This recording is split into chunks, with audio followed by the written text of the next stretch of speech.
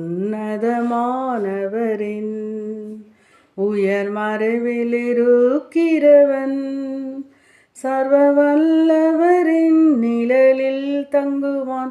இது பரமசிலாக்கியமே. சர்வ வல்லவரின் நிழலில் தங்குவான். இது பரமசிலாக்கியமே. அவர் செட்டையின் கீழடை புகவே தம் சிறகுகளால் மூடுவார். அவர் செட்டையின் கீழடை புகவே தம் சிறகுகளால் மூடுவார். தேவனின் அடைக்கலமே, என் கோட்டையும் அரணும் அவர். அவர் சத்தியம் பரிசையும் கேடகமாம், என் நம்பிக்கையும் அவரே.